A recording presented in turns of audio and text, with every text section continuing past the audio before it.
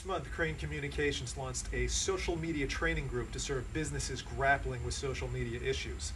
The new division is led by Tracy, Samantha Schmidt, who most recently worked as a social media trainer and consultant at Tribune Media Group.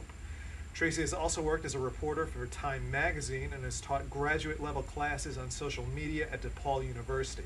Tracy, thanks for joining us today. Thank you for having me. Tracy, you're going to be dealing with B2B media companies and B2B brands. What's your initial impression of the way B2B is really dealing with social media? Who's doing this right and why? There's so much enthusiasm right now. I mean, everyone wants to do social. The question is, how do you do social as a B2B company? Definitely have unique challenges that B2C companies don't have.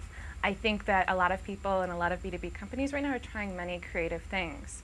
A great example just came from our B2B breakfast, and Tim Washer at Cisco talked about all of his work on YouTube specifically, and he made a really great point about you have to share stories, and you also have to keep it simple.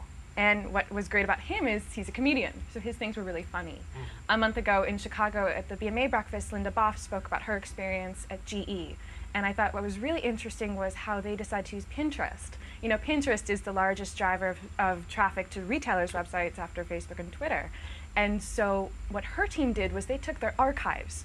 And they have these vast archives over 100 years, things from Thomas Edison, and put them on Pinterest, which was really creative inside look at the GE. Okay, terrific. You talked a little bit about what some companies, some brands are doing right with social media. When you look specifically at the B2B space, what are some of the missteps that you see? I think, there's such enthusiasm that some companies want to do everything quickly. They just want to jump in and have a Facebook, have a Twitter, have a Foursquare, have everything. What I like to tell companies is start with a strategy, and that includes really taking a look internally at what content do you already have and what people do you have and where do you need to scale up before you can really scale on social media. Okay, terrific. Can you talk a little bit about how we need to consider the value of social media? We have a lot of companies talking about we have X number of Twitter followers, we have X number of Facebook fans, but do we really need to consider this in terms of sheer numbers, or is there something else we have to consider when we're talking about social media and the worth to the brand or the media company? Absolutely. I mean, the word everyone always asks me is, what is the ROI of social media, the return on investment? And I say there are many different factors. There's brand awareness, so just having your brand out there on social media. A user might go on Twitter and go, oh, who's this company that was just retweeted by one of my favorite people that I follow? I'm going to learn more about them. Also market research. So perhaps you can use Twitter or Facebook to figure out what is our audience interested in, what do they want to learn about from us, and what problems do they have? Where can we come in and help them? Right. Other areas, of course, are sales. So sales teams can use LinkedIn, obviously, already for prospecting, but also building relationships with customers, clients, so that the next time you see them at an event, you might remember, oh, you just took that trip to Georgia. How was your trip to Georgia? And it extends that offline relationship online and back again. Media traditionally was very top-down. We, the content provider, are going to give you content, you're going to read it and consume it. Now social media, it's completely flipped it. So I, the reader, can go ahead and tweet at a CEO or tweet at a VP or a writer.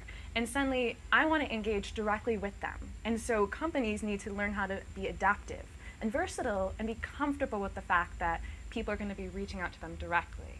And in doing so, it's always important for a company to be gracious, to say thank you, to be human. I joined Time magazine as a reporter in 2006, right out of grad school. And when I got there, the editors had said, we really need help with this internet thing. Like, we're traditionally writing for the print magazine, and now we need to do online. Can you help us just kind of think differently about it and teach us, what you know? At the time, Facebook was just for college students. So I started teaching our reporters who weren't in college how to use Facebook. And what ended up happening is I'd write the story, and then we'd put it on time.com, and then I would share it on Facebook. And then my friends would share it on Facebook. And suddenly the story would become very popular to the point that it became a most read story on time.com. And so if you can think about what are people talking about online, is this something that can extend that conversation or enhance that conversation? So it makes perfect sense. Crain Social Media Group launched last month in April. Our team provides 4 services to businesses nationwide. Those services are audits and consultations. So we basically take a look at a company, their current profiles, and tell them, here's our initial recommendations of what you're doing well, what you can do better, and what you might consider. Customized training. As you mentioned, my background is also higher education. So we actually go into corporations or companies or small businesses or conferences and do half-day and full-day seminars on a range of topics. anything from intro to social media all the way up to using social media as a salesperson or HR rep for social recruiting, issues like that. We also do executive coaching. So this is an ideal one for somebody, maybe they're a little older and they're really established in their career and they realize, I don't know what Facebook really is. I don't know what this RT is or this pound sign on Twitter. I don't know. And so what I want to do is ask somebody, discreetly, privately, these questions that I'm too embarrassed to ask. So what our team will do is come in and do a full strategy plan for a company. Basically look at what are their goals, who do they want to reach, how are they doing it through social media currently, what could they be doing better, put together an entire evaluation based on interviews with their internal stakeholders, perhaps previous clients, things like that. So 4 different services. We're very excited. It's great to be in this business.